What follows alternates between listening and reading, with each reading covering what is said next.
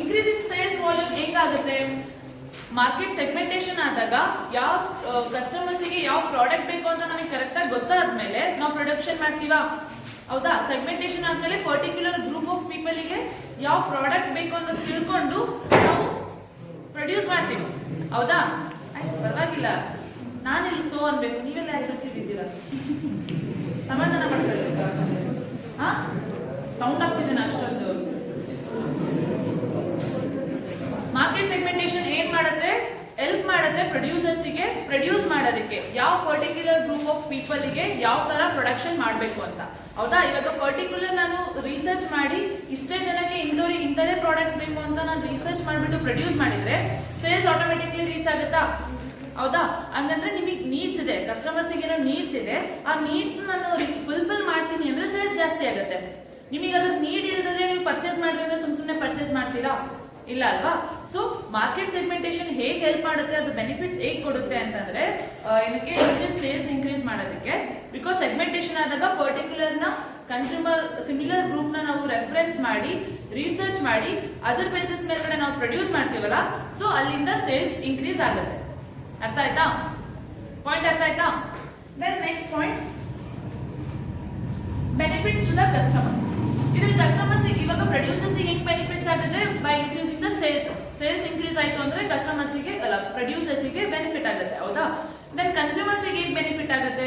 ನಮಗೆ ಬೇಕಾಗಿರೋ particular product ಯಾರೋ ರಿಸರ್ಚ್ ಮಾಡಿಬಿಟ್ಟು ಪ್ರೊಡ್ಯೂಸ್ ಮಾಡ್ತಾರೆ ಅಂತಂದ್ರೆ ಆ ಪ್ರೊಡಕ್ಷನ್ ಮಾಡಿದ್ಮೇಲೆ ನಮಗೆ ಇಷ್ಟ ಆಗಿದ್ದ ಪ್ರಾಡಕ್ಟ್ ಇದೆ ಅಂತ ನಾವು ಬೈ ಮಾಡೇ ಮಾಡ್ತೀವಾ?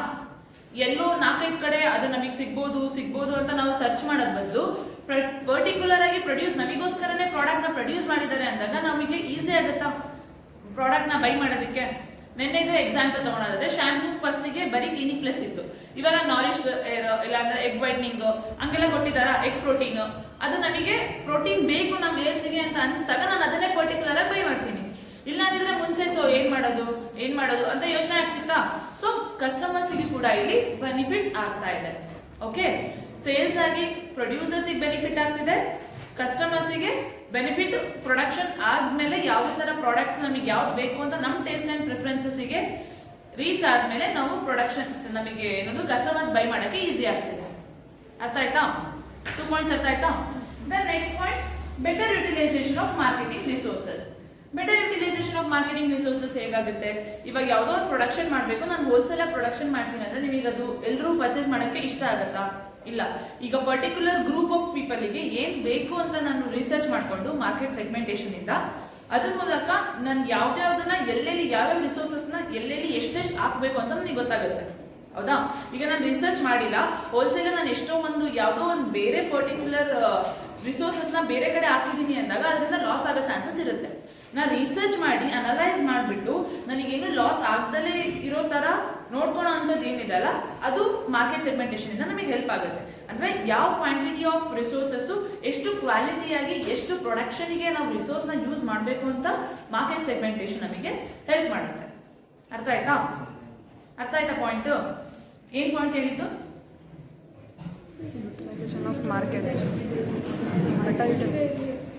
ಎಲ್ಲರೂ ನಾನು ನೋಡ್ತಿದ್ದೀರಾ ಗೊತ್ತು, ಅರೆ ಎಷ್ಟು ಜನ ತಲೆಗೆ ಹೋಗ್ತಿದೆ ಅಂತ ಗೊತ್ತಾಗ್ತಿಲ್ಲ. Better utilization of market resources. Fine. Next, discovering the marketing opportunities. Market segmentation ಮಾಡಿದ್ಮೇಲೆ ನಮಗೆ ಆಪರ್ಚುನಿಟೀಸ್ ನಾವು ಡಿಸ್ಕವರ್ ಮಾಡ್ಕೋಬಹುದಾ? ಎಕ್ಸಾಂಪಲ್ ನಾವು ಶಾಂಪೂದೇ ತಗೊಳ್ಳೋಣ. ಹೌದಾ? ಬಿಕಾಸ್ ನಮಗೆ ಆಪರ್ಚುನಿಟೀಸ್ ಏನಿದೆ ಅಂತ ಆಮೇಲೆ ಗೊತ್ತಾಯ್ತು.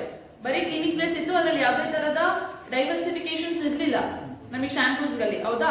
ಬಟ್ ಅದರಿಂದ ನಮಗೆ ಆಪರ್ಚುನಿಟೀಸ್ ಕ್ರಿಯೇಟ್ ಆಗ್ತಾ ಬಂತು. ಎಷ್ಟೋ ಕಂಪನೀಸ್ ಎಷ್ಟೋ ಪ್ರಾಡಕ್ಟ್ಸ್ ಗಳು ಆಪರ್ಚುನಿಟಿ ಸೀಕ್ ಮಾಡ್ಕೊಂಡು ಬಂದ್ರು, ಪುಟ್ ಆನ್ ಆದ್ರು. ಹೌದಾ? ಇವಾಗ ಎಲ್ಲರೂ ಕ್ಲಿನಿಕ್ ಪ್ಲೇಸ್ ನ ಓವರ್ಕಮ್ ಮಾಡಿದ್ದಾರೆ. ಎಷ್ಟೋ ಜನ ಆಲ್ಮೋಸ್ಟ್ ಕ್ಲಿನಿಕ್ ಪ್ಲೇಸ್ ನ ಓವರ್ಕಮ್ ಮಾಡಿದ್ದಾರೆ. ಅಂದ್ರೆ ಅಲ್ಲಿ ಆಪರ್ಚುನಿಟೀಸ್ ನ ಅವರು ಸೀಕ್ ಮಾಡ್ಕೊಂಡ್ರು, ಆಪರ್ಚುನಿಟೀಸ್ ನ ತಗೊಂಡ್ಬಿಟ್ಟು ಹೊಸ ಪ್ರೊಡಕ್ಷನ್ ಮಾಡಕ್ ಸ್ಟಾರ್ಟ್ ಮಾಡಿದ್ರು. ಹೌದಾ? ಇದರಿಂದ ಮಾರ್ಕೆಟ್ ಸೆಗ್ಮೆಂಟೇಷನ್ ಇಂದ ಏನ್ ಹೆಲ್ಪ್ ಆಗುತ್ತೆ? ಡಿಸ್ಕವರಿಂಗ್ ಆಫ್ ಆಪರ್ಚುನಿಟೀಸ್ ನ ನಮಗೆ ಕಂಡ್ಕೊಳಕ್ಕೆ ಈಸಿ ಆಗುತ್ತೆ. ಅರ್ಥ ಆಯ್ತಾ? ಯಾವ ತರ ಪ್ರೊಡಕ್ಷನ್, ಯಾವ ತರ ಪ್ರಾಡಕ್ಟ್ಸ್, ಯಾವ ತರ ಕಸ್ಟಮರ್ಸ್ ಬೇಕು. ಬಿಕಾಸ್ ಯಾವುದೋ ಒಂದು ಕಸ್ಟಮರ್ಸ್ ಇವಾಗ ಡೈವರ್ಸಿಫಿಕೇಶನ್ ಮಾಡಿದ್ಮೇಲೆ, ಇಲ್ಲ ಜಿಯೋಗ್ರಫಿಕಲ್ ಏರಿಯಾ ತರ ನಾವು ಡೈವರ್ಸಿಫಿಕೇಶನ್ ಮಾಡಿದ್ವಿ ಅಂತಂದ್ರೆ, ಜಿಯೋಗ್ರಫಿಕಲ್ ಏರಿಯಾ ತರ ಸಬ್ ಡಿವೈಡ್ ಮಾಡಿದ್ವಿ ಅಂದ್ರೆ ಅಲ್ಲಿರೋ ಕಸ್ಟಮರ್ಸ್ ಯಾವ ತರ ಬೇಕು, ಇಲ್ಲಿರೋ ಕಸ್ಟಮರ್ಸ್ ಯಾವ ತರ ಬೇಕು, ಆಪರ್ಚುನಿಟೀಸ್ ಕ್ರಿಯೇಟ್ ಆಗ್ತಾ ಹೋಗುತ್ತಾ? ಕೊಡಗಲ್ಲಿರೋರಿಗೆ ಐಸ್ ಕ್ರೀಮ್ ಜಾಸ್ತಿ ಕೊಡ್ಬೇಕಂತ ಅನ್ಸುತ್ತಾ? ಇಲ್ಲ, ಬಿಕಾಸ್ ನಾವು ರಿಸರ್ಚ್ ಮಾಡ್ತೀವಿ, ಅಲ್ಲಿ ಹೆವಿ ಕೋಲ್ಡ್ ಇರುತ್ತೆ, ಫಾಗ್ ಇರುತ್ತೆ, ಸೊ ಅಲ್ಲಿ ಯಾರು ಅಷ್ಟೊಂದು ಕನ್ಸ್ಯೂಮ್ ಮಾಡಲ್ಲ. ಹೌದಾ? ಸೊ ನಮಗೆ ಏನೇನು ಆಪರ್ಚುನಿಟೀಸ್ ಇದೆ ಅಂತ ಪಾಯಿಂಟ್ ಟು ಪಾಯಿಂಟ್ ನಮಗೆ ತಿಳ್ಕೊಂತ ಹೋಗ್ಬೋದು because of market segmentation. Okay, then specialized marketing. Specialized marketing ಹಿಂಗಾಗುತ್ತೆ, ಸ್ಪೆಷಲೈಸ್ಡ್ ಮಾರ್ಕೆಟಿಂಗ್ ಒಳಗಡೆ marketing can be more specialized and more promotional ಮಾಡ್ಬೋದು. ಯಾವ ತರ, ಯಾವುದೋ ಒಂದು ಪ್ರಾಡಕ್ಟ್ ನಮಗೆ ಪರ್ಟಿಕ್ಯುಲರ್ ಆಗಿ ಆ ಕಸ್ಟಮರ್ಸಿಗೆ ಅದೇ ಬೇಕು ಅಂತ ನಾವು ನೋಡಿದಾಗ ನಾವು ಸ್ಪೆಷಲೈಸೇಷನ್ ಇಳಿತೀವಾ? ಇಲ್ಲಿ ಏನ್ ಗೊತ್ತಾ, ಎಲ್ಲ ಪಾಯಿಂಟ್ಸು ಸೇಮ್ ಇದೆ, ಸೇಮ್ ಎಕ್ಸ್ಪ್ಲನೇಷನ್ಸೇ ಬರುತ್ತೆ, ಬಟ್ ಸ್ಲೈಟ್ ಚೇಂಜಸ್ ಇರುತ್ತೆ. ಸ್ಪೆಷಲೈಸ್ಡ್ ಆಗಿರುತ್ತೆ ಅಂತಂದ್ರೆ ಯಾವುದೋ ಒಂದು ಕ್ಲಿನಿಕ್ ಪ್ಲಸ್ ನಾರ್ಮಲ್ ಇತ್ತು, ಅದನ್ನ ಸ್ಪೆಷಲೈಸ್ಡ್ ಆಗಿ ಬೇರೆ ಬೇರೆ ವೇಸ್ ಅಲ್ಲಿ ಶಾಂಪೂಸ್ ನ ಪ್ರೊಡ್ಯೂಸ್ ಮಾಡಕ್ ಸ್ಟಾರ್ಟ್ ಮಾಡಿದ್ರು. ಹೌದಾ? ಬೇರೆ ಬೇರೆ ಇಂಗ್ರೀಡಿಯೆಂಟ್ಸ್ ಹಾಕಿ, ಬೇರೆ ಬೇರೆ ಪ್ರೋಟೀನ್ಸ್ ಹಾಕಿ ಪ್ರೊಡ್ಯೂಸ್ ಮಾಡಕ್ ಸ್ಟಾರ್ಟ್ ಮಾಡಿದ್ರು. ಅಂದ್ರೆ ಅದರಲ್ಲಿ ಕೂಡ ಸ್ಪೆಷಲೈಸೇಷನ್ ಸ್ಟಾರ್ಟ್ ಮಾಡಿದ್ರು. ಯಾಕೆ ಸ್ಪೆಷಲೈಸೇಷನ್ ಸ್ಟಾರ್ಟ್ ಮಾಡಿದ್ರು? ರಿಸರ್ಚ್ ಮಾಡಿದ್ರು, ಅದರಿಂದ ಏನೇನೋ ಪ್ರಾಬ್ಲಮ್ಸ್ ಇದೆ ಅಂತ ಗೊತ್ತಾಯ್ತು, ಆ ಪ್ರಾಬ್ಲಮ್ಸ್ ನ ಓವರ್ಕಮ್ ಮಾಡೋದಕ್ಕೆ ಸ್ಪೆಷಲೈಸೇಷನ್ ಅಲ್ಲಿ ರೂಟ್ ಅಲ್ಲಿ ಬಂದ್ರು. ಅರ್ಥ ಆಯ್ತಾ? ಎಲ್ರಿಗೂ ಅರ್ಥ ಆಯ್ತಾ? Okay, next provision of information. Provision of information ಎರಡು ತರ ಇನ್ಫಾರ್ಮೇಶನ್ ಆಗುತ್ತೆ. ಒಂದು, ಕನ್ಸ್ಯೂಮರ್ಸ್ ಇಂದ ನಮಗೆ ಏನೇನು ಪ್ರೊಡಕ್ಷನ್ ಮಾಡೋದಕ್ಕೆ ನನಗೆ ಏನೇನು ಇನ್ಫಾರ್ಮೇಶನ್ ಬೇಕಾಗುತ್ತೆ, ಯಾವ ತರ ಇದೆ, ಕನ್ಸ್ಯೂಮರ್ ಮೈಂಡ್ ಸೆಟ್ ಏನಿದೆ, ಕನ್ಸ್ಯೂಮರ್ ನೀಡ್ಸ್ ಏನಿದೆ, ವಾಂಟ್ಸ್ ಏನಿದೆ ಅಂತ ತಿಳ್ಕೊಬಹುದು. ಹೌದಾ? ಸೆಗ್ಮೆಂಟ್ ಆಯ್ತು ಅಂದ್ರೆ ನಾನು ಪರ್ಟಿಕ್ಯುಲರ್ ಸ್ವಲ್ಪ ಗ್ರೂಪ್ ಇಂದ ನಾನು ಆರಾಮಾಗಿ ತಿಳ್ಕೊಬಹುದು. ಹೋಲ್ ಆಗಿ ತಿಳ್ಕೊಳೋದಕ್ಕಿಂತ ಸ್ವಲ್ಪ ಗ್ರೂಪಿಂಗ್ ತಿಳ್ಕೊಳೋದು ಈಸಿನಾ? ಅದರಲ್ಲಿ ಸಿಮಿಲರ್ ಇದ್ದಾರೆ ಅಂದ್ರೆ ಅದರಲ್ಲಿ 2% ಅನ್ನ ನಾನು ಸೆಲೆಕ್ಟ್ ಮಾಡ್ಕೊಂಡು ಅವ್ರನ್ನ ಇಂಟರ್ವ್ಯೂ ಮಾಡ್ಕೊಂಡ್ರು ಕೂಡ ನನಗೆ ಈಸಿ ಆಗುತ್ತೆ, ಬಿಕಾಸ್ ಹೋಮೋಜಿನಿಯಸ್ ಕ್ಯಾರೆಕ್ಟರಿಸ್ಟಿಕ್ಸ್ ಇರೋರನ್ನ ನಾವು ಸಬ್ ಗ್ರೂಪ್ ಮಾಡ್ತಾ ಇದೀವಿ. ಹೌದಾ? ಹಂಗಾಗಿ ಇಲ್ಲಿ ಈಸಿ ಆಗುತ್ತೆ ಪ್ರೊವಿಷನ್ ಆಫ್ ಇನ್ಫಾರ್ಮೇಶನ್ ತಗೊಳೋದಕ್ಕೆ. ಯಾವ ತರ ಪ್ರೊಡಕ್ಷನ್ ಮಾಡಬೇಕು, ಎಷ್ಟು ಕ್ವಾಲಿಟಿ, ಯಾವ ಏರಿಯಾಕ್ಕೆ ಎಷ್ಟು ಕ್ವಾಂಟಿಟಿ ನಾವು ಕೊಡಬೇಕು, ಇದೆಲ್ಲದೂ ಕೂಡ ನಮಗೆ ನಮ್ಮ ಪ್ರೊಡಕ್ಷನ್ ಪಾಯಿಂಟ್ ಆಫ್ ವ್ಯೂ ಅಲ್ಲಿ ನಮಗೆ ಹೆಲ್ಪ್ ಆಗುತ್ತೆ. Then consumer point of view ಅಲ್ಲಿ ನಿಮಗೆ ಹೇಗೆ ಹೆಲ್ಪ್ ಆಗುತ್ತೆ? ನೀವು ಯಾವುದೋ ಒಂದು ಪ್ರಾಡಕ್ಟ್ಗೆ ಹುಡ್ಕೊಂಡು ಹೋಗುವಂತ ಅವಶ್ಯಕತೆ ಇರಲ್ಲ. ನಿಮಗೆ ಏನ್ ಬೇಕೋ ನಿಮ್ಮ ನೀಡ್ಸ್ಗೆ, ನಿಮ್ಮ ರಿಕ್ವೈರ್ಮೆಂಟ್ಸ್ಗೆ ನಾವು ಪ್ರೊಡಕ್ಷನ್ ಮಾಡಿರ್ತೀವಿ. ಹೌದಾ? ನೀವೆಲ್ಲೋ ಹೋಗಿ ಹುಡುಕಿ ಮಾಡಿ ಅದೇ ತರ ಪ್ರೊಡಕ್ಷನ್ ಬೇಕು ಅಂತ ಹೇಳಕ್ಕಾಗತ್ತಾ? ಇಲ್ಲ. ಇವಾಗ ನಿಮಗೆಲ್ಲ ಇಷ್ಟ ಆಗಿದೆ ಪ್ರೊಡ್ಯೂಸ್ ಮಾಡ್ತಾ ಇದ್ದಾರೆ. ಹೌದಾ? ನಿಮಗೆಲ್ಲ ಯಾವ ತರ ಬೇಕು ಆ ತರನೇ ಪ್ರೊಡ್ಯೂಸ್ ಮಾಡ್ತಿದ್ದಾರೆ. ಇವಾಗ ಏನ್ ಡ್ರೆಸ್ಸಿಂಗ್ ಸ್ಟೈಲ್ ಆಗಿರ್ಬೋದು, ಟ್ರೆಂಡ್ ಹೆಂಗ್ ಬರುತ್ತೋ ಹಂಗೆ ಜಾಸ್ತಿ ಪ್ರೊಡಕ್ಷನ್ ಮಾಡ್ತಾ ಹೋಗ್ತಾರೆ. ಹಳೇದು ಜುಬಾ ಪೈಜಾಮ ಯಾರು ಜಾಸ್ತಿ ಆಗ್ತಾರಾ? ಅದನ್ನ ಜಾಸ್ತಿ ಪ್ರೊಡಕ್ಷನ್ ಮಾಡಲ್ಲ, ಪ್ರೊಡಕ್ಷನ್ ಮಾಡ್ತಾರೆ, ಬಟ್ ಕ್ವಾಂಟಿಟಿ ಕಮ್ಮಿ ಇರುತ್ತೆ. ಅರ್ಥ ಆಯ್ತಾ? ಅಂದ್ರೆ ಟ್ರೆಂಡಿಂಗ್ ಎಷ್ಟಿದೆ ಅದ್ರ ಬೇಸಿಸ್ ಮೇಲ್ಗಡೆ ನಾವು ಪ್ರೊಡಕ್ಷನ್ ಮಾಡ್ತಾ ಹೋಗ್ತೀವಿ. ಓಕೆನಾ? ಇನ್ಫಾರ್ಮೇಶನ್ ಎರಡು ತರ ಸಿಗುತ್ತೆ. ಒಂದು, ಪ್ರೊಡ್ಯೂಸರ್ಸ್ ಇನ್ಫಾರ್ಮೇಶನ್ ಸಿಗುತ್ತೆ, ಯಾವ್ಯಾವ್ದು ಎಷ್ಟೆಷ್ಟು ಯಾವ ಕ್ವಾಲಿಟಿಯಲ್ಲಿ ಯಾವ ರೀತಿ ಮಾಡಬೇಕು ಅಂತ. ದೆನ್ ಕನ್ಸ್ಯೂಮರ್ಸ್ ಇನ್ಫಾರ್ಮೇಶನ್ ಸಿಗುತ್ತೆ, ಯಾವ್ಯಾವ ಪ್ರಾಡಕ್ಟ್ಸ್ ಕರೆಕ್ಟ್ ಆಗಿ ಬಂದಿದೆ, ನಮಗೆ ಬೇಕಾಗಿರೋ ನಮ್ಮ ನೀಡ್ಸ್ ನಮ್ಮ ವಾಂಟ್ಸಿಗೆನೆ ಯಾವ್ಯಾವ ಪ್ರಾಡಕ್ಟ್ಸ್ ಬೇಕು ಅಂತ ಗೊತ್ತಾಗುತ್ತೆ. ಅರ್ಥ ಆಯ್ತಾ? ಪ್ರೊವಿಷನ್ ಆಫ್ ಇನ್ಫಾರ್ಮೇಶನ್ ಅರ್ಥ ಆಯ್ತಾ? Then evaluation of marketing activities. Marketing activities different stage ಅಲ್ಲಿ ಡಿಫ್ರೆಂಟ್ ಪೀಪಲ್ಗೆ ನಾವು ಮಾರ್ಕೆಟಿಂಗ್ ಆಕ್ಟಿವಿಟೀಸ್ ಮಾಡೋದು ಬೇರೆ ಆಗುತ್ತೆ, ಹೋಲ್ ಆಗಿ ಮಾಡೋದು ಮಾರ್ಕೆಟಿಂಗ್ ಆಕ್ಟಿವಿಟೀಸ್ ಬೇರೆ ಆಗುತ್ತೆ. ಮಾರ್ಕೆಟಿಂಗ್ ಆಕ್ಟಿವಿಟೀಸ್ ಒಳಗೆ ಏನೇನು ಇನ್ವಾಲ್ವ್ ಆಗಿರುತ್ತೆ? Promotional activities, buying and selling, research, ಎಲ್ಲಾನು ಮಾರ್ಕೆಟಿಂಗ್ ಆಕ್ಟಿವಿಟೀಸ್ ಅಂದ್ರೆ ಸಿ ಟು ಸಿ. ಕನ್ಸ್ಯೂಮರ್ಸ್ ಇಂದ ನಾವು ಏನ್ ರಿಸರ್ಚ್ ಮಾಡ್ತೀವಿ, ಲಾಸ್ಟ್ ಕನ್ಸ್ಯೂಮರ್ಸ್ ಬೈ ಮಾಡೋದಕ್ಕೆ ತನಕನೂ ಮಾರ್ಕೆಟಿಂಗ್ ಆಕ್ಟಿವಿಟೀಸ್ ಅಂತ ಕರಿತೀವಿ. ಓಕೆನಾ? ಇದರಲ್ಲಿ ನಮಗೆ ಡಿಫ್ರೆಂಟ್ ಪ್ರಾಡಕ್ಟ್ಸ್ ನ ಡಿಫ್ರೆಂಟ್ ಆಗಿ ನಾವು ಪ್ರಮೋಷನಲ್ ಆಕ್ಟಿವಿಟೀಸ್ ನ ಕೊಡೋದಕ್ಕೆ ಹೆಲ್ಪ್ ಆಗುತ್ತೆ. ಯಾಕೆ? ಸೆಗ್ಮೆಂಟೇಷನ್ ಮಾಡಿರ್ತೀವಿ. ಅಡಲ್ಟ್ಸಿಗೆ ಯಾವ ತರ ಅಡ್ವರ್ಟೈಸ್ಮೆಂಟ್ ಕೊಡಬೇಕು, ಕಿಡ್ಸಿಗೆ ಯಾವ ತರ ಅಡ್ವರ್ಟೈಸ್ಮೆಂಟ್ ಕೊಡಬೇಕು, ಓಲ್ಡ್ ಏಜ್ ಪೀಪಲ್ಗೆ ಯಾವ ತರ ಅಡ್ವರ್ಟೈಸ್ಮೆಂಟ್ ಕೊಡಬೇಕು. ಅಡ್ವರ್ಟೈಸ್ಮೆಂಟ್ ಎಕ್ಸಾಂಪಲ್ ತಗೊಳ್ಳೋದಾದ್ರೆ ಪ್ರಮೋಷನಲ್ ಆಕ್ಟಿವಿಟಿ. ಪ್ರೊಡಕ್ಷನ್ ಹೋಗ್ಲಿ, ಪ್ರೊಡಕ್ಷನ್ ಕೂಡ ಕಿಡ್ಸಿಗೆ ಯಾವ ತರ ಪ್ರೊಡಕ್ಷನ್ ಮಾಡಬೇಕು, ಅವ್ರಿಗೆ ಅಟ್ರಾಕ್ಟಿವ್ ಆಗಿರ್ಬೇಕು ಕಿಡ್ಸಿಗೆ. ಹೌದಾ? ಅದು ನೋಡಿದ ತಕ್ಷಣ ಮಕ್ಕಳು ಹಠ ಮಾಡಿಬಿಟ್ಟು ಅವ್ರಿಗೆ ಮಮ್ಮಿಯವ್ರಿಗೆ ಕೊಡ್ಸಕ್ ಇಷ್ಟ ಇಲ್ಲ ಅಂದ್ರೂ ಕೂಡ ಮಕ್ಕಳು ಹಠ ಮಾಡ್ತಿದಾರೆ ಅಂತಂದ್ರೂ ಬೈ ಮಾಡ್ತಾರೆ ಪ್ರಾಡಕ್ಟ್ಸ್ ನ. ಹೌದಾ? ಅಟ್ರಾಕ್ಟಿವ್ ಇರಬೇಕು ಕಿಡ್ಸಿಗೆ. ಅಡಲ್ಟ್ಗೆ ಹೆಂಗಿರ್ಬೇಕು, ಟೀನೇಜರ್ಸ್ಗೆ ಹೆಂಗಿರ್ಬೇಕು, ಫುಲ್ ಸ್ಟೈಲಿಶ್ ಆಗಿರ್ಬೇಕು, ಟ್ರೆಂಡಿ ಆಗಿರ್ಬೇಕು. ಟ್ರೆಂಡಿ ಇಲ್ಲದ ನೀವು ಯಾರು ಬೈ ಮಾಡ್ತೀರಾ? ಹಳೆ ಕಾಲದ ವರ್ಷನ್ ಇತ್ತು ಅಂದ್ರೆ ಫೋನೇ ಅಪ್ಪ, ಇವಾಗ ಯಾವ ಟ್ರೆಂಡ್ ಇದೆ ಅದನ್ನ ಬೈ ಮಾಡ್ತೀರಾ? ಐಫೋನ್ ಇಲ್ಲ ಸ್ಮಾರ್ಟ್ ಫೋನ್. ಹೌದಾ? ಇಲ್ಲ ಯಾವ್ದೋ ಹಳೆ ಬ್ರ್ಯಾಂಡ್ ಇಲ್ಲ ಅಂದ್ರೆ ಹಳೆ ಸೀರೀಸ್ ಬೈ ಮಾಡ್ತೀರಾ ಯಾರಾದ್ರೂ?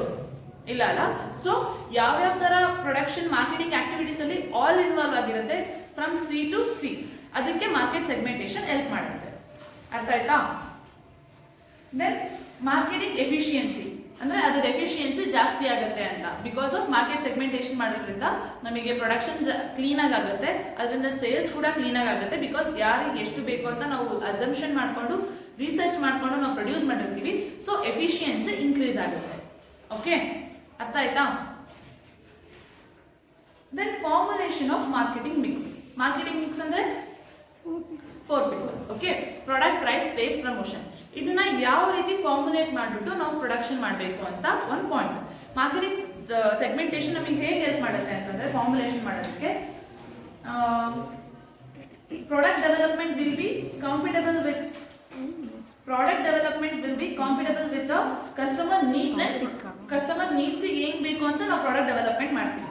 ಹೌದಾ? ಇವಾಗ ಪ್ರಾಡಕ್ಟ್ ಇಂಗ್ ತಗೊಂಡ್ರೆ ಫಸ್ಟ್ ಬರೋದು 4 P's ಅಲ್ಲಿ ಫಸ್ಟ್ ಪ್ರಾಡಕ್ಟ್. ಹೌದಾ? ಪ್ರಾಡಕ್ಟ್ ಡೆವಲಪ್ಮೆಂಟ್ ನ ಏನಕ್ಕೆ ಮಾಡ್ತೀವಿ? ಕಸ್ಟಮರ್ ನೀಡ್ಸ್ ಏನಿದೆ ಅಂತ ತಿಳ್ಕೊಂಡು ಅದ್ರ ಅಸೆಸ್ಮೆಂಟ್ ಮಾಡ್ತೀವಿ. Next product pricing. ಪ್ರೈಸಿಂಗ್ ಯಾವ ತರ ಮಾಡ್ತೀವಿ? ಕಸ್ಟಮರ್ಸ್ ಯಾವ್ಯಾವ ತರ ಕಸ್ಟಮರ್ಸ್ ಇರ್ತಾರೆ, top level, middle level and lower level, ಅವ್ರಿಗೆ ಯಾವ್ಯಾವ ರೀತಿಯ ಪ್ರೊಡಕ್ಷನ್ ಅಲ್ಲಿ ಪ್ರೈಸಿಂಗ್ ನಾವು ಹೆಚ್ಚು ಕಮ್ಮಿ ಮಾಡಬೇಕು. ಒಂದು ಪ್ರಾಡಕ್ಟಿಗೆ ಬ್ರಾಂಡೆಡ್ ಯಾವ ತರ ಕೊಡಬೇಕು, ಬ್ರಾಂಡೆಡ್ ಇಲ್ಲದ ಎಷ್ಟು ಪ್ರೊಡಕ್ಷನ್ ಮಾಡಬೇಕು ಅಂದ್ರೆ ಮಿಡಲ್ ಲೆವೆಲ್ ಪೀಪಲ್ ಬೈ ಮಾಡೋ ಹಾಗೆ. ಸೊ ಪ್ರೈಸಿಂಗ್ ಮಾಡ್ಬೇಕಾದ್ರೆ ಎಲ್ಲಾ ಕಾನ್ಸ್ಟೆಂಟ್ ನಾವು ತಲೆಯಲ್ಲಿ ಇಟ್ಕೊಂಡು ಪ್ರೈಸಿಂಗ್ ಮಾಡ್ತೀವಿ. ಹೌದಾ? ಬರೀ ನಾವು ಐಫೈಗೆ ಮಾಡ್ತೀವಿ ಅಂತಂದ್ರೆ ಪ್ರೊಡಕ್ಷನ್ ನಾವು ಅವ್ರಿಗೆ ಅಷ್ಟೇ ಟಾರ್ಗೆಟ್ ಮಾರ್ಕೆಟ್ ಮಾಡ್ತಿರ್ತೀವಿ. ಬಟ್ ಕೆಲವೊಂದು ಕಂಪನೀಸ್ ಇರುತ್ತೆ ಎಲ್ಲದಕ್ಕೂ ಕಾನ್ಸಂಟ್ರೇಟ್ ಮಾಡ್ತಿರ್ತಾರೆ. ಅದಕ್ಕೆ ಎಷ್ಟು ಬೇಕು ಇದಕ್ಕೆ ಎಷ್ಟು ಬೇಕು ಅಂತ ಈಕ್ವಲಿ ಫಾರ್ಮುಲೇಟ್ ಮಾಡ್ಕೊಂಡು ಅದ್ರ ಬೇಸಿಸ್ ಮೇಲ್ಗಡೆ ಪ್ರೊಡಕ್ಷನ್ ಮಾಡ್ತಾ ಇರ್ತಾರೆ. ಹೌದಾ? ಸೊ ಪ್ರೈಸಿಂಗ್ ಸ್ಟ್ರಾಟಜಿ ನಾವು ಯಾವ್ದ್ರ ಬೇಸಿಸ್ ಮೇಲೆ ಮಾಡ್ತೀವಿ? All the class of people. Okay, pricing ಆಯ್ತು. Then promotional activities. Promotional programs will be tune with customers. ಕಸ್ಟಮರ್ಸ್ಗೆ ಟ್ಯೂನ್ ಇರ್ತೀವಿ ಅಂತಂದ್ರೆ ಪ್ರಮೋಷನಲ್ ಆಕ್ಟಿವಿಟೀಸ್ ಪರ್ಸನಲ್ ಸೆಲ್ಲಿಂಗ್ ಇಂದ ಆಗಿರ್ಬೋದು, ಅಡ್ವರ್ಟೈಸ್ಮೆಂಟ್ ಕೊಡೋದ್ರಿಂದ ಆಗಿರ್ಬೋದು. ಪ್ರಮೋಷನಲ್ ಆಕ್ಟಿವಿಟೀಸ್ ನಾವು ಬೆಟರ್ ವೇ ಅಲ್ಲಿ ಸೆಲ್ ಮಾಡ್ಬೋದು. ಅಂದ್ರೆ ಕಸ್ಟಮರ್ಸ್ ಜೊತೆಗೆ ಕಾಂಟ್ಯಾಕ್ಟ್ ಇಟ್ಕೊಂಡು ಅವ್ರ ಜೊತೆಗೆ ಪರ್ಸನಲ್ ಸೆಲ್ಲಿಂಗ್ ಆದ್ರೂ ಆಗಿರ್ಬೋದು, otherwise advertisement through any media, it may be a social media or television, anything. ಹೌದಾ? ಪ್ರಮೋಷನಲ್ ಆಕ್ಟಿವಿಟಿನ ನಾವು ಎಷ್ಟು ಬೆಟರ್ ವೇ ಅಲ್ಲಿ ನಾವು ಕನ್ಸ್ಯೂಮರ್ಸ್ಗೆ ಕೊಡ್ಬೋದು. ಬಿಕಾಸ್ ಆಫ್ ಗೊತ್ತಾಗಿರುತ್ತೆ ಸೆಗ್ಮೆಂಟೇಷನ್, ಕಸ್ಟಮರ್ಸ್ ಮೈಂಡ್ ಗೊತ್ತಾಗಿರುತ್ತೆ, ಅದರ ಬೇಸಿಸ್ ಮೇಲೆ ನಾವು ಪ್ರಮೋಷನಲ್ ಆಕ್ಟಿವಿಟಿ ಕೊಡ್ತೀವಿ. ಹೌದಾ? ಅಂಡ್ ಡಿಸ್ಟ್ರಿಬ್ಯೂಷನ್ ಇನ್ನೇನು ಯಾವ ಎಲ್ಲ ಗೊತ್ತಾದ್ಮೇಲೆ ಆಬ್ವಿಯಸ್ಲಿ ನಾವು ಎಷ್ಟೆಷ್ಟು ಡಿಸ್ಟ್ರಿಬ್ಯೂಟ್ ಮಾಡಬೇಕು ಅಂತ ನಮಗೆ ಗೊತ್ತಾಗಿರುತ್ತೆ.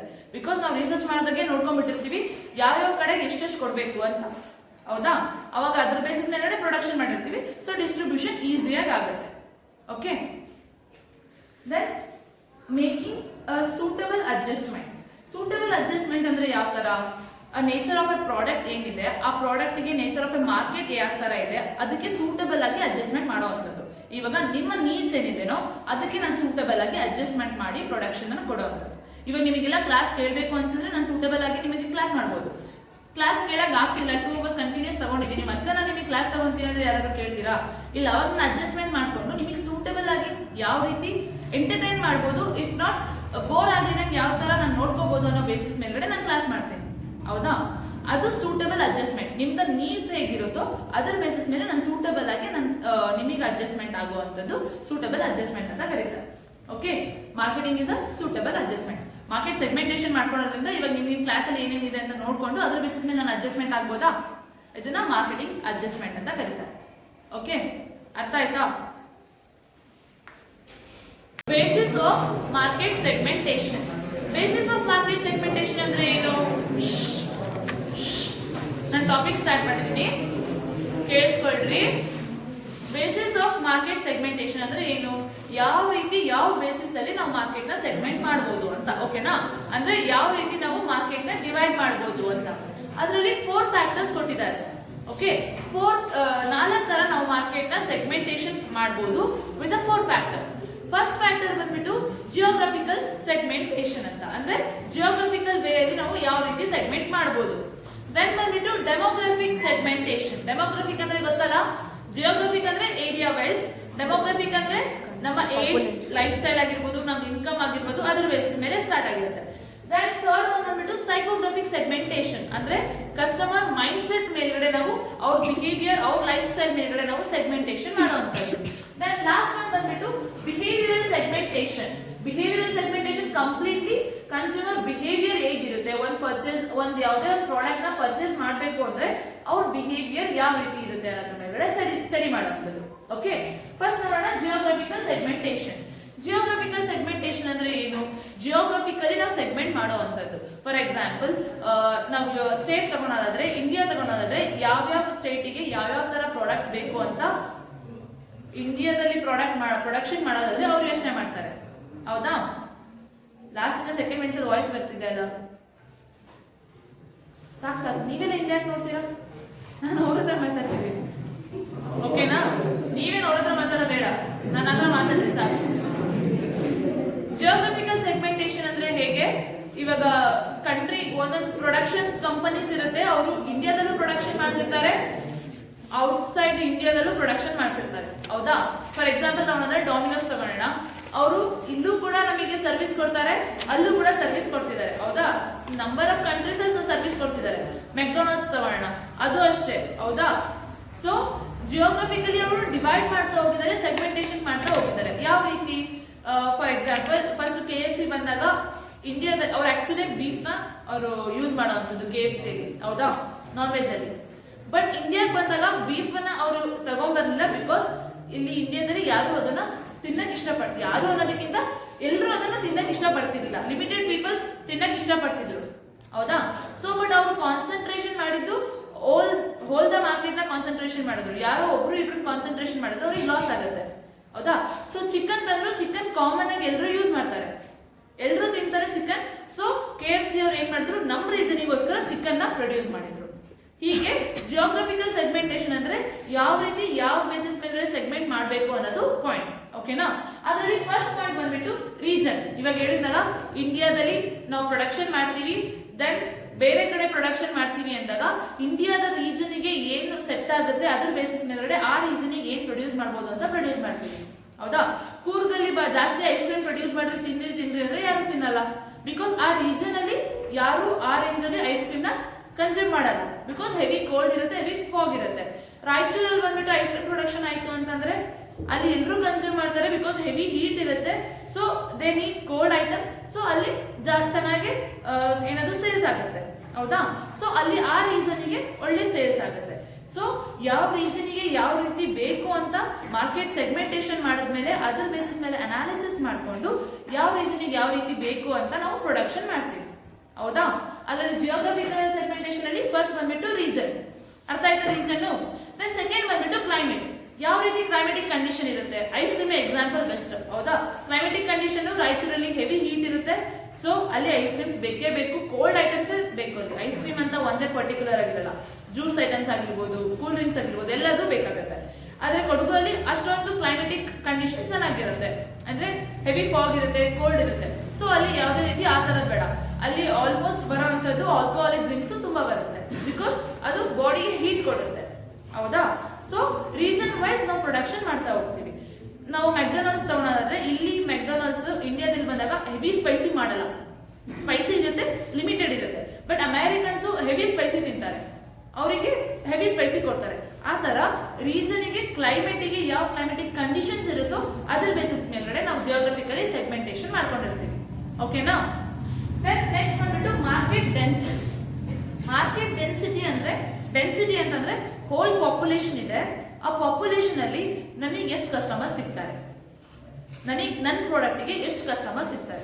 ಇಲ್ಲಿ ಹೋಲ್ ಕ್ಲಾಸ್ ಇದೆ, ಓಕೆ ಫೈನ್, ಹೋಲ್ ಕಾಲೇಜ್ ಇದೆ, ಹೌದಾ. ನನಗೆ ಸ್ಟೂಡೆಂಟ್ಸ್ ಇರೋದು ನೀವಿಷ್ಟು ಜನ, ಹೌದಾ. ಅಂದ್ರೆ ನಾನು ಈ ಪರ್ಟಿಕ್ಯುಲರ್ ಕ್ಲಾಸಿಗೆ ತಗೊಂತಿದ್ದೀನಿ ಅಂದಾಗ ನನ್ನ ಡೆನ್ಸಿಟಿ, ನನಗೆ ಸ್ಟೂಡೆಂಟ್ಸ್ ಅಂತ ಇರೋದು ನೀವಿಷ್ಟು ಜನ, first year BCom and both A section and B section, ಹೌದಾ. ಸೊ ಡೆನ್ಸಿಟಿ ಹೇಗೆ ಅಂದ್ರೆ ನಂದು ಜಿಯೋಗ್ರಫಿಕಲ್ ಏರಿಯಾದೊಳಗಡೆ ಪಾಪ್ಯುಲೇಷನ್ ಒಳಗಡೆ ಎಷ್ಟು ನನಗೆ ಟಾರ್ಗೆಟ್ ಕಸ್ಟಮರ್ಸ್ ಇದ್ದಾರೆ ಅನ್ನೋದು ಮಾರ್ಕೆಟ್ ಡೆನ್ಸಿಟಿ, ಅರ್ಥ ಆಯ್ತಾ. ಅದ್ರ ಬೇಸಿಸ್ ಮೇಲೆ ಕೂಡ ಪ್ರೊಡಕ್ಷನ್ ಮಾಡ್ತಾರೆ, ಓಕೆ. ಮಾರ್ಕೆಟ್ ಸೈಜ್ ಬಂದ್ಬಿಟ್ಟು ಮಾರ್ಕೆಟ್ ಸೈಜ್ ಯಾವ ಪ್ರಾಡಕ್ಟ್ಗೆ ಯಾವ ರೀತಿ ಮಾರ್ಕೆಟ್ ಸೈಜ್ ಇದೆ ಅಂತ. ಎಕ್ಸಾಂಪಲ್ ಸಾಲ್ಟ್ ತಗೊಳ್ಳೋಣ. ಸಾಲ್ಟ್ ಎಲ್ಲರೂ ಆಲ್ಮೋಸ್ಟ್ ಯೂಸ್ ಮಾಡ್ತಾರ, ಎಲ್ಲ ಯಾವ್ದು ವೆಜಿಟೇರಿಯನ್ ಆಗಿರಲಿ ನಾನ್ ವೆಜಿಟೇರಿಯನ್ ಆಗಿರಲಿ ಎಲ್ಲ ರೀಸನ್ ಅವರು ಆಲ್ ಓವರ್ ಇಂಡಿಯಾ ಎಲ್ಲರೂ ಯೂಸ್ ಮಾಡ್ತಾರ ಸಾಲ್ಟ್ ಇಲ್ದರೆ ನಾವ್ ಏನು ಅಡುಗೆ ಮಾಡೋಕ್ಕಾಗಲ್ವಾ. ಫೈನ್. ಕಾಫಿ ಟೀ ಅಂತ ಹೋಗೋದಾದ್ರೆ ಅದರಲ್ಲಿ ಬೈಫರಿಕೇಶನ್ ಆಗುತ್ತೆ, ಹೌದಾ. ಸಾಲ್ಟ್ ಪ್ರೊಡಕ್ಷನ್ ಮ್ಯಾನುಫ್ಯಾಕ್ಚರ್ ಮಾಡೋನು ಯಾವುದೋ ಒಂದು ಪರ್ಟಿಕ್ಯುಲರ್ ಪ್ರಾಡಕ್ಟ್ ಯಾವುದೋ ಒಂದು ಪರ್ಟಿಕ್ಯುಲರ್ ಸೆಗ್ಮೆಂಟಿಗೋಸ್ಕರ ಮಾಡಲ್ಲ, ಹೌದಾ. ಸಾಲ್ಟ್ ಮಾಡೋನು ಆಲ್ ಓವರ್ ಕಂಟ್ರಿ ಅಂತ ಮಾಡ್ತಾನೆ, ಆಲ್ ಓವರ್ ಎಲ್ಲರೂ ಕೂಡ ಅವ್ನ ಕಸ್ಟಮರ್ಸೇ. ಬಟ್ ಕಾಫಿ ಟೀ ಮಾಡೋರು, ಕಾಫಿ ಪ್ರೊಡಕ್ಷನ್ ಮಾಡೋರು, ಟೀ ಪ್ರೊಡಕ್ಷನ್ ಮಾಡೋರು ಅದ್ರಲ್ಲಿ ಬೈಫರಿಕೇಶನ್ ಆಗುತ್ತೆ. ಕಾಫಿಯಲ್ಲಿ ಎಷ್ಟೊಂದು ಜನ ಕುಡಿಯೋದೇ ಇಲ್ಲ ಕಾಫಿನ, ಕಾಫಿ ಟೀ ಹ್ಯಾಬಿಟ್ಸೇ ಇರಲ್ಲ. ಆಮೇಲೆ ಕೆಲವೊಬ್ರು ಕುಡಿತಾರೆ, ಓನ್ಲಿ ಕಾಫಿ ಕುಡಿತಾರೆ, ಟೀ ಕುಡಿಯಲ್ಲ, ಹೌದಾ. ಅಲ್ಲಿ ನಮಗೆ ಡಿವಿಷನ್ ಆಗ್ತಾ ಹೋಗುತ್ತೆ, ಸೆಗ್ಮೆಂಟೇಶನ್ ಆಗ್ತಾ ಹೋಗುತ್ತೆ, ಹೌದಾ. ಕೊಡಗು ಸೈಡ್ ಹೋದ್ರೆ ಹೆವಿ ಕಾಫಿ, ಅಲ್ಲಿ ತುಂಬಾ ಕಾಫಿ, ಮಲ್ನಾಡ್ ಸೈಡ್ ಅಂತ. ಚಿಕ್ಕಮಂಗ್ಳೂರು ಆ ಕಡೆ ಹೋಗ್ಬಿಟ್ರೆ ಹೆವಿ ಕಾಫಿ, ಅಂದ್ರೆ ಅಲ್ಲಿ ಕಾಫಿ ಕನ್ಸಂಪ್ಷನ್ ಜಾಸ್ತಿ ಆಗುತ್ತೆ, ಈವನ್ ಅಲ್ಲಿ ಪ್ರೊಡಕ್ಷನ್ ಕೂಡ ಜಾಸ್ತಿ ಇದೆ, ಹೌದಾ. ಸೊ ಹೆಂಗೆ ಮಾರ್ಕೆಟ್ ಸೈಜು ಮಾರ್ಕೆಟ್ ಹೇಗೆ ನಮಗೆ ಸೈಜ್ ಆಗುತ್ತೆ ಅಂದ್ರೆ ನನ್ನ ಪ್ರಾಡಕ್ಟಿಗೆ ಎಷ್ಟು ಮಾರ್ಕೆಟ್ ಸೈಜ್ ಸಿಗುತ್ತೆ ಅಂತ. ಅರ್ಥ ಆಯ್ತಾ? ಸಾಲ್ಟ್, ಕಾಫಿ, ಟೀ ಅರ್ಥ ಆಯ್ತಾ? Example. Okay, fine. Geographical segmentation ಅರ್ಥ ಆಯ್ತಾ? Then next we move to the demographic segmentation. Demographic segmentation ಅಂದ್ರೆ ಏನು? ಡೆಮೋಗ್ರಫಿಕಲಿ ಹೇಗೆ ಸೆಗ್ಮೆಂಟೇಶನ್ ಮಾಡ್ತಾರೆ ಅಂತ. ಫಸ್ಟ್ ಅದರಲ್ಲಿ ಫಾರ್ಮೋಸ್ಟ್ ಬರುವಂತದ್ದು ಏಜ್. ಏಜ್ ನಾನು ಮೊನ್ನೆ ಲಾಸ್ಟ್ ಕ್ಲಾಸ್ ಅಲ್ಲಿ ಹೇಳಿದ್ದೆ, ಅಡ್ವರ್ಟೈಸ್ಮೆಂಟ್ ಓಲ್ಡ್ ಏಜ್ ಪೀಪಲ್ಸ್ ಗೆ ಯಾವ ತರ ಇರುತ್ತೆ, ನಮಗೆ ಯಾವ ತರ ಇರುತ್ತೆ ಅಂತ, ಹೌದಾ? ಸೊ ಪ್ರೊಡಕ್ಷನ್ ಅಲ್ಲೂ ಕೂಡ ನಾವು ಯಾವ್ದಾರ ಒಂದು ಪ್ರಾಡಕ್ಟ್ ನ ಪ್ರೊಡ್ಯೂಸ್ ಮಾಡ್ತಿದೀವಿ ಅಂದ್ರೆ ಏಜ್ ಪೀಪಲ್ಸ್ ತಗೋತಾರೋ ಇಲ್ವೋ ಅದ್ರ ಬೇಸಿಸ್ ಮೇಲ್ಗಡೆನೂ ಕೂಡ ನಡೆಯುತ್ತೆ, ಹೌದಾ? ಫೈನ್. ಏಜ್ ಬೇಸಿಸ್ ಮೇಲ್ಗಡೆ ತುಂಬಾ ಪ್ರೊಡಕ್ಷನ್ ಕಾನ್ಸೆಪ್ಟ್ ನಿಂತಿರುತ್ತೆ. ಕಿಡ್ಸಿಗೆ ನಾವು ಯಾವ ತರ ಪ್ರೊಡ್ಯೂಸ್ ಮಾಡಬೇಕು, ಅಡಲ್ಟಿಗೆ ಯಾವ ತರ ಪ್ರೊಡ್ಯೂಸ್ ಮಾಡಬೇಕು, ಪ್ರೊಡ್ಯೂಸ್ ಮಾಡಿದ್ರು ಕೂಡ ಕನ್ಸ್ಯೂಮರ್ಸ್ಗೆ ನಾವು ಹೇಗೆ ಅಡ್ವರ್ಟೈಸ್ಮೆಂಟ್ ಮೀಡಿಯಾ ಮುಖಾಂತರ ಕೊಡಬೇಕು ಅನ್ನೋದು ಪಾಯಿಂಟ್ ಇರುತ್ತೆ, ಹೌದಾ? ಫಾರ್ಮೋಸ್ಟ್ ಥಿಂಗ್ ಏಜ್ ಮುಖಾಂತರ ನಾವು ಡಿವೈಡ್ ಮಾಡ್ತಾರೆ. ಏಜ್ ಕಿಡ್ಸ್ ಅಂತ, teenagers, adult, old age. Okay, ಆ ತರ ಮಾರ್ಕೆಟ್ ಸೆಗ್ಮೆಂಟೇಶನ್ ಕೂಡ ಆಗುತ್ತೆ. ಓಕೆ, ಅರ್ಥ ಆಗಿದೆ ಅಲ್ಲ ಏಜ್ ಇದು? Then next move to the gender. Gender obviously male and female. ಆಯ್ತಾ? ಅವ್ರಿಗೆ ಯಾವ ತರ ಪ್ರೊಡಕ್ಷನ್ ಮಾಡಬೇಕು, ಫೀಮೇಲಿಗೆ ಕಾನ್ಸಂಟ್ರೇಷನ್ ಮಾಡಿ ಡ್ರೆಸ್ಸಿಂಗ್ ಕ್ಲಾತಿಂಗ್ ಮಾಡೋದಾದ್ರೆ ಅವ್ರಿಗೆ ಯಾವ ತರ ಪ್ರೊಡಕ್ಷನ್ ಮಾಡ್ತಾರೆ, ಮೇಲಿಗೆ ಮಾಡೋದಾದ್ರೆ ಅವ್ರಿಗೆ ಯಾವ ತರ ಪ್ರೊಡಕ್ಷನ್ ಮಾಡ್ತಾರೆ, ಹೌದಾ?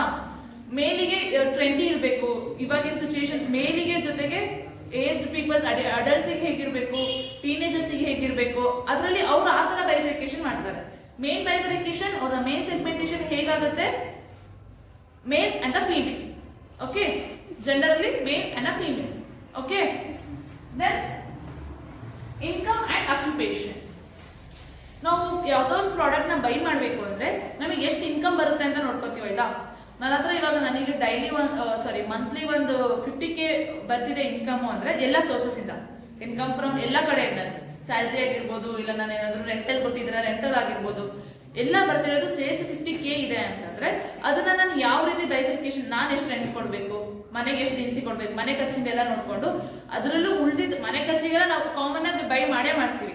ಅದರಲ್ಲಿ ನಾವು ಉಳಿಸ್ಬಿಟ್ಟು ನೆಕ್ಸ್ಟ್ ಏನಾದ್ರು ಲಕ್ಸುರಿ ಪ್ರಾಡಕ್ಟ್ಸ್ ನಾವು ಬೈ ಮಾಡ್ಬೇಕಾ ಏನು ಅಂತ ಯೋಚನೆ ಮಾಡ್ತೀವಿ, ಹೌದಾ? ಸೊ ಇನ್ಕಮ್ ಬೇಸಿಸ್ ಮೇಲ್ಗಡೆನೆ ತುಂಬಾ ಡಿಪೆಂಡ್ ಆಗಿರುತ್ತೆ ಮಾರ್ಕೆಟ್ ಅಲ್ಲಿ ಯಾವ್ದಾದ್ರು ಪ್ರಾಡಕ್ಟ್ಸ್ ನ ಬೈ ಮಾಡ್ಬೇಕು ಅಂದ್ರೆ. ಕಾಮನ್ ಡೈಲಿ ಪ್ರಾಡಕ್ಟ್ಸ್ ಎಲ್ಲರೂ ಬೈ ಮಾಡ್ತಾರೆ. ಅದಾದ್ಮೇಲೆ ಲಕ್ಸುರೀಸ್, ಇವಾಗ ನೀವು ಮೊಬೈಲ್ ತಗೋಬೇಕು ಅಂದ್ರೂ ಕೂಡ ಒಂದು 2 months ಏನಾದ್ರು ಅಮೌಂಟ್ ಜೋಡಿಸಿ ತಗೋತೀವ, ಅಟ್ ಎ ಟೈಮ್ ತಗೊಳಕ್ ಆಗ್ಲಿಲ್ಲ ಅಂದ್ರೆ ಲಕ್ಸುರಿ ಇತ್ತಂದ್ರೆ ಓಕೆ, ಲಕ್ಸುರಿ ಇಲ್ಲ ಅಂದ್ರೆ ಅಟ್ಲೀಸ್ಟ್ 2 months ಅಮೌಂಟ್ ನಾವು ಕೂಡಿಟ್ಬಿಟ್ಟು ತಗೋತೀವ. ಬಿಕಾಸ್ 15K ಅಂತ ಅಂದ್ರೆ ಎಲ್ಲ ಖರ್ಚು ಕಳೆದು ನಮಗೆ ಅಷ್ಟು ಉಳಿಬೇಕು, ಹೌದಾ? ಸೊ ಆ ಟೈಮಲ್ಲಿ ಇನ್ಕಮ್ ಕೂಡ ನಮಗೆ ತುಂಬಾ ಇಂಪಾರ್ಟೆಂಟ್ ಆಗುತ್ತೆ basis of market segmentation. Income basis ಮೇಲೆ ಕೂಡ ಪ್ರೊಡಕ್ಟ್ ಏನದು ಕಸ್ಟಮರ್ಸ್ ನ ಸೆಗ್ಮೆಂಟ್ ಮಾಡ್ತಾ ಹೋಗ್ತಾರೆ. ಅವ್ರ ಆಕ್ಯುಪೇಷನ್ ಅಲ್ಲೂ ಕೂಡ, ಆಕ್ಯುಪೇಷನ್ ಅಂದ್ರೆ ಟಾಪ್ ಲೆವೆಲ್ ಅಲ್ಲಿ ವರ್ಕ್ ಮಾಡುವಂಥದ್ದು, ಮಿಡಲ್ ಲೆವೆಲ್ ಅಲ್ಲಿ ವರ್ಕ್ ಮಾಡುವಂಥವ್ರು, ಲೋವರ್ ಕ್ಲಾಸ್ ಅಲ್ಲಿ ವರ್ಕ್ ಮಾಡುವಂಥವ್ರು, ಆ ಆಕ್ಯುಪೇಷನ್ ಮೇಲ್ಗಡೆ ಕೂಡ ಕಸ್ಟಮರ್ಸ್ ನ ನಾವು ಸೆಗ್ಮೆಂಟ್ ಮಾಡ್ತಾ ಹೋಗ್ತೀವಿ. ಟಾಪ್ ಲೆವೆಲ್ ಅಲ್ಲಿ ವರ್ಕ್ ಮಾಡುವಂಥವ್ರು ಆಲ್ಮೋಸ್ಟ್ ಬ್ರ್ಯಾಂಡೆಡ್ ಯೂಸ್ ಮಾಡ್ತಾರೆ. ನೀವು ನೋಡ್ರಿ ಅವ್ರಿಗೆ ಅಷ್ಟು ಕಮ್ಮಿಗೆ ಸಿಗುತ್ತೆ ಅಂತ ಗೊತ್ತಿದ್ರು ಕೂಡ ಅದೇ ತರ ಪ್ರಾಡಕ್ಟ್ ಅದೇ ತರ ಟಾಪ್ ಇದೆ ಅಂತ ಕೂಡ ಅವ್ರು ಬ್ರ್ಯಾಂಡೆಡ್ ಬೇಕು ಅಂತ ಹೋಗ್ತಾರೆ.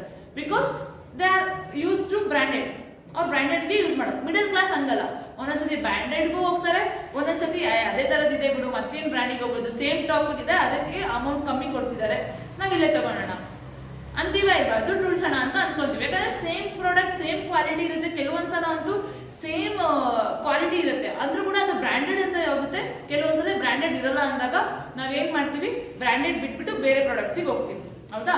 ಸೊ ಎಲ್ಲದೂ ಕೂಡ ಇನ್ಕಮ್ ಅಂಡ್ ಆಕ್ಯುಪೇಷನ್ ನಮಗೆ ಇಂಪಾರ್ಟೆಂಟ್ ಆಗುತ್ತೆ. ಕೆಲವೊಂದ್ಸಲ ಇವಾಗ ನಾವು ಲೆಕ್ಚರರ್ ಆಗಿ ಬರ್ತಿದೀವಿ ಅಂದ್ರೆ ನಮ್ದು ಬೈಯಿಂಗ್ ಬಿಹೇವಿಯರೇ ಬೇರೆ ಆಗ್ಬಿಡುತ್ತೆ, ಹೌದಾ? ಸ್ಟೂಡೆಂಟ್ಸ್ ಅಲ್ಲಿ ಟ್ರೆಂಡಿಂಗ್ ಬೈಯಿಂಗ್ ಬಿಹೇವಿಯರ್ ಆಗುತ್ತೆ. ಆಕ್ಯುಪೇಷನ್ಸ್ ಮೇಲ್ಗಡೆ ಹೋಗೋದಾದ್ರೆ, ಹೌದಾ? ಲಾಯರ್ಸ್ ಅಂದ್ರೆ ಅವ್ರ ಬೈಯಿಂಗ್ ಬಿಹೇವಿಯರ್, ಡಾಕ್ಟರ್ಸ್ ಅಂದ್ರೆ ಅವ್ರ ಬೈಯಿಂಗ್ ಬಿಹೇವಿಯರ್, ಹೌದಾ? ಸೊ ಆ ತರನು ಕೂಡ ಸೆಗ್ಮೆಂಟೇಶನ್ ಆಗ್ತಾ ಹೋಗುತ್ತೆ. ಅರ್ಥ ಆಯ್ತಾ? ಇನ್ಕಮ್ ಅಂಡ್ ಆಕ್ಯುಪೇಷನ್ ಅರ್ಥ ಆಯ್ತಾ? Then marital status. Marital status ಅಂದ್ರೆ ನೀವೆಲ್ಲ ಬೇಡ, ಮದ್ವೆ ಆಗೋಕ್ಕಿಂತ ಮುಂಚೆ ಮದ್ವೆ ಆದ್ಮೇಲೆ ಯಾವ್ಯಾವ ರೀತಿ ಚೇಂಜಸ್ ಆಗುತ್ತೆ ಅಂತ ಗೊತ್ತಾಗುತ್ತೆ, ಹೌದಾ? ಮದ್ವೆ ಆಗೋಕ್ಕಿಂತ ಮುಂಚೆ ಅವ್ರದಷ್ಟೇ ಬೈ ಮಾಡ್ತಾ ಇರ್ತಾರೆ. ಮೇಲ್ ಆಗಿದ್ರೆ ಅವರಿಗೋಸ್ಕರ ಅಷ್ಟೇ ಬೈ ಮಾಡ್ತಿರ್ತಾರೆ, ಫಿಮೇಲ್ ಆಗಿದ್ರು ಕೂಡ ಅವರಿಗೋಸ್ಕರ ಅಷ್ಟೇ ಬೈ ಮಾಡ್ತಿರ್ತಾರೆ.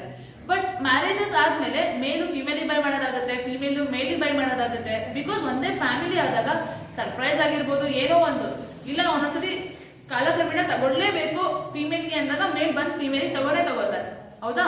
ಸೊ ಅಲ್ಲೂ ಕೂಡ ಚೇಂಜಸ್ ಆಗುತ್ತೆ. ಅಡಲ್ಟ್ಸ್ ಏನದು ಅನ್ಮ್ಯಾರಿಡ್ ಪೀಪಲ್ಸ್, ಮ್ಯಾರಿಡ್ ಪೀಪಲ್ಸ್ ಅಲ್ಲೂ ಸೆಗ್ಮೆಂಟೇಷನ್ ಮಾಡ್ತಾ ಹೋಗ್ತಾರೆ.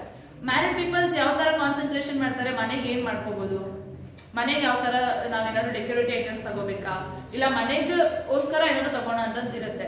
ಬಟ್ ನೀವು ಇವಾಗ ಎಲ್ಲ ಹೋಗ್ಬಿಟ್ಟು ಯಾರು ಮನೆಗೋಸ್ಕರ ಅಂತ ನಿಮ್ ದುಡ್ಡು ಖರ್ಚು ಮಾಡಿ ಏನಾದ್ರು ತಗೊಂತೀರಾ? ಇಲ್ಲ, ಬಿಕಾಸ್ ನಮಗೋಸ್ಕರ ನಾವು ತಗೋತೀವಿ. ಮನೆಗೆ ಏನೋ ಸಾಮಾನು ಬೇಕಂತ ನಾವು ಹೋಗಿ ತಗೊಂಡ್ ಬರ್ತೀವಾ? ಅಷ್ಟೊಂದು ದೊಡ್ಡ ನಾವ್ ಯಾರು ಆಗಿಲ್ಲ ಈಗ, ಅಲ್ವಾ? ಸೊ ಮ್ಯಾರಿಟಲ್ ಸ್ಟೇಟಸ್ ಕೂಡ ಸೆಗ್ಮೆಂಟೇಷನ್ ಅಲ್ಲಿ ಪಾಯಿಂಟ್ ಔಟ್ ಆಗುತ್ತೆ. Okay, then next come to the family size. Family size small ಇತ್ತು ಅಂದ್ರೆ ಕನ್ಸಂಪ್ಷನ್ ಸ್ಮಾಲ್ ಇರುತ್ತಾ? ಜಾಯಿಂಟ್ ಫ್ಯಾಮಿಲಿ ಇತ್ತು ಅಂತಂದ್ರೆ ಜಾಯಿಂಟ್ ಫ್ಯಾಮಿಲಿ ಕನ್ಸಂಪ್ಷನ್ ಲಾರ್ಜ್ ಇರುತ್ತಾ? ಸೊ ಫ್ಯಾಮಿಲಿ ಸೈಜ್ ಕೂಡ ಡಿಪೆಂಡ್ ಆಗಿರುತ್ತೆ. ಇವಾಗಿನ ಸಿಚುಯೇಷನ್ ಅಲ್ಲಿ ಜಾಯಿಂಟ್ ಫ್ಯಾಮಿಲಿ ನೋಡೋದು ತುಂಬಾ ಕಷ್ಟ. ಇಲ್ಲಿ ಯಾರಾದ್ರೂ ಜಾಯಿಂಟ್ ಫ್ಯಾಮಿಲಿಯಿಂದ ಬಂದಿರೋರು ಇದ್ದೀರಾ? ಇಲ್ವಾ? ನಾನಂತೂ ಇಲ್ಲಿವರೆಗೂ ಜಾಯಿಂಟ್ ಫ್ಯಾಮಿಲಿಯಲ್ಲೇ ಬೆಳೆದಿದ್ದು. ಲಾಸ್ಟ್ 1 year ಇಂದ ನಾವು ಸಿಂಗಲ್ ಫ್ಯಾಮಿಲಿ ಆಗಿರೋದು. ಜಾಯಿಂಟ್ ಫ್ಯಾಮಿಲಿಯಲ್ಲಿ ನಾವು ನಮ್ಮ 25 ಮೆಂಬರ್ಸ್ ಇರ್ತಿದ್ವಿ. 25 ಮೆಂಬರ್ಸ್ಗೆ ನಾವು ಓಕೆ ಫೈನ್, ನಾನು ಜಸ್ಟ್ ಎಕ್ಸಾಂಪಲ್ ಕೊಟ್ಟಿದ್ದು ಫ್ಯಾಮಿಲಿ ಸೈಜ್ ಹೇಗೆ ಡಿಫರ್ ಆಗುತ್ತೆ ಅಂತ. 25 ಮೆಂಬರ್ಸ್ ಇದೀವಿ ಅಂದಾಗ ನಮ್ಮ ಪರ್ಚೇಸಿಂಗ್ ಪವರ್ ಹೇಗಿರುತ್ತೆ?